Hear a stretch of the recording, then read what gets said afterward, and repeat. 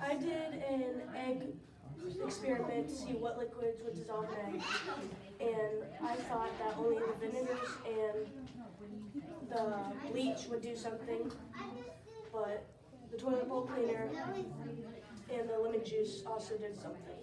And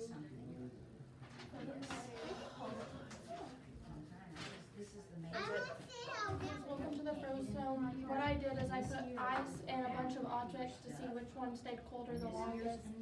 My hypothesis is I think the aluminum foil will keep the ice cold the longest because it wraps all the way around. My results were plastic bag and styrofoam kept it cold the longest. My conclusion was it only went up a couple times each time. Okay, go. How many shuffles are required to pull a shuffle deck of cards? To shuffle a deck of cards sufficiently, you need 5 shuffles. It took 10 shuffles to get a low amount of cards in the same order. It took 10 tries to get 7 in the same order. Hi, my name is Chris Slayer, and my name is Aaron Hickman. And we did a science experiment on to see if people could tell the difference between diet sodas and regular sodas. And 60% of the people I did got it right, and 40% of them got it wrong. And the background research for it is that there has been different ways that people did the experiment, like they did different sodas and different ways they did it.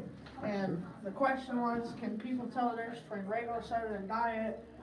The abstract was, I got 2 brands of soda and had people tell the difference between them, between diet and regular soda. And my hypothesis, I thought they were going to get most of them wrong. And 60% of the people I tested got it right, and they said Pepsi was harder to get. All right. My materials is 2 diet sodas, 2 regular sodas, and cups. My procedure is have at least 10 people guess the soda and write down who got it right and who got it wrong.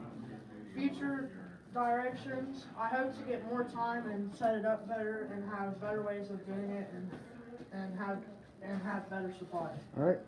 And the results, most people got it right. Okay, our hypothesis was if we dye 3 different materials, then the cotton will hold the dye the best. And in conclusion, our hypothesis was correct because satin, polyester, and cotton, out of the 3, cotton held the dye the best. This is the satin, it all washed out. Polyester, it kind of washed out, and the cotton, it held. So our hypothesis was correct. Hi, my name is Addison. Hi, my name is Kaya. And our project is stain finders. Question, what laundry detergent takes out stains better? Hypothesis, Arm & Hammer detergent will take out the stains better.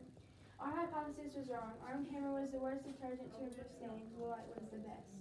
We used 3 climates to stain the shirts: mustard, barbecue sauce, and ketchup. And we noticed on all the shirts there was still mustard. Mustard is the hardest stain to take out because it's thicker and it's going to soak into the shirt better. And then barbecue sauce and ketchup, it came out of all of them basically, only just a few. Here are some pictures of before and after. Thank you. Our experiment was Expand Bears, Arm Aubrey, she's Paige. What you'll need is 4 bowls for your gummies to sit in, gummies for your science project, lemon juice, soda, vinegar, any type of water, or any liquid. Which liquid would make the gummy bear expand the most in each liquid? We had. Which one will expand the most? If I put a gummy bear in water, it will expand the most. If we put a bear in vinegar, it will expand a little bit. If I put a bear in soda, it will expand the second biggest. If I put a gummy bear in lemon juice, it will expand the least. We said our conclusion was that all of them grew at nice size, but they were wrong about water growing the biggest. It was vinegar, and it was pretty big for vinegar. We thought it would melt, but it didn't. Abstract, gummy bears will shrink and expand or stay the same. It was our idea to see which one expands the most, so we decided to pick liquids and see all of them ended up expanding and getting bigger. They were, before it started to grow right away, it was a 2-day process. It can even be figured out.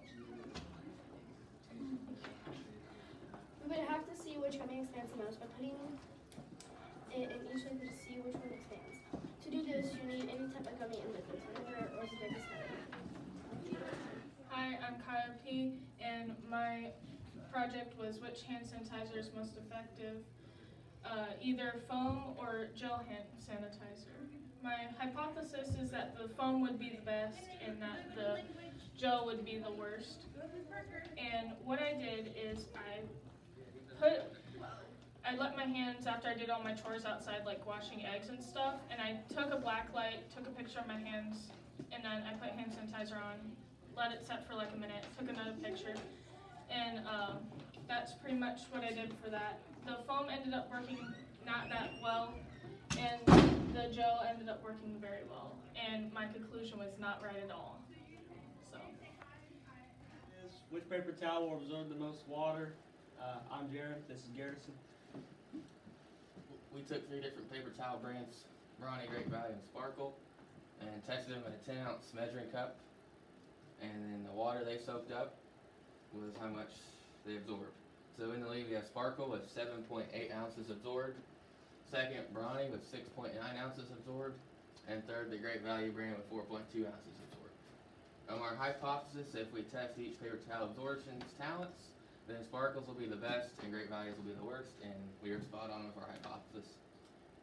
So our conclusion was that Sparkle is the better paper towel brand than the other 2. My project is what type of diapers hold the most liquid, and I use Love's diapers, Honest diapers, Pampered diapers, and Huggies. And I ran around to pretty much most of the parents who had babies and asked them which type of diapers they used, and most of them said Pampers or Love's. And so I used those diapers, then kind of picked out different type of diapers and put like water on them to see which one holds the liquids throughout the day and night. And my hypothesis was Love's and Pampers, and I found out that Love and Pampers were the best diapers. So my science fair project I decided to see which brand of popcorn pops the best, and I chose 3 different ones. I did the Act 2 popcorn, the Orville Redenbacher one, and the Pop Secret one. And my hypothesis, I thought that the Act 2 one would pop the best, and it was true, it did. And the Act 1 was the second most expensive, or the second least expensive one. The least expensive one was the Pop Secret, the second one was the Act 2, and the third one was the Orville Redenbacher one. And that one didn't pop the most, the ACT2 did.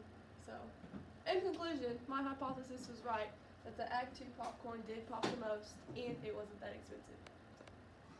So for my experiment, I did the acid reflux redux, which is just a fancy, cool name for, I took 3 different types of antacids, and I mixed them with lemon juice to see which one would work the best and the fastest. So my hypothesis was if 3 types of antacid, Pepto-Bismol, Mylanta, and Alka-Seltzer are each dropped with an eyedropper in separate test tubes with lemon juice, then I think that Alka-Seltzer will neutralize the acid fastest. And you can see my procedure there, and a nice bell ringing.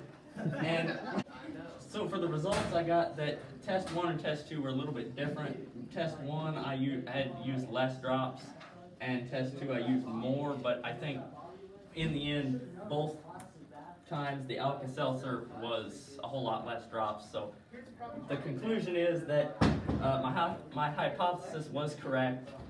The Alka-Seltzer was better for acid reflux because you can take less of it and it does the same job as the other 2. All right, thank you, Carter. My science experiment was filling barrels. What I did was I took and then put rock in one pot and then put plastic bottles and then cans into those are all in separate pots, put them in, and then put soil on top to see what would make the best filler for potted plants. Skittle. Future reference is probably trying more or different liquids and maybe a different kind of candy. That's probably Okay. Good evening, everyone on YouTube and whatnot. Here is my project of which one Mr. Harriman's baby. This one is about what the genetic genes of a parent of two different people, having a child. It is said that there are two different genes of of the person who might actually look like a child, and the other can carry the genes of another person. So, anyway, I'm gonna get on with it. My hypothesis, which one says which one's Mr. Hammond's baby, and the question is, which one is it? It would be this one right here, because sometimes it would often carry the features of the parents. Here's Mr. Harriman's eyes and Mrs. Harriman's hair. And my backup research, I don't have any yet, but my backup research is pretty much what I did. What I did around school, I walk over and ask how many people asked me which one was Mr. Harriman's baby, and I made sure which one it was. And there are I choose over 28 people, and here are some that might have counted. Here are some that counted yes, and the others counted here. And this is the picture of the baby right here. And my future direction is ask smart people. Alright. Growing grass because we wanted to see how different amounts of nitrogen affect how grass grows.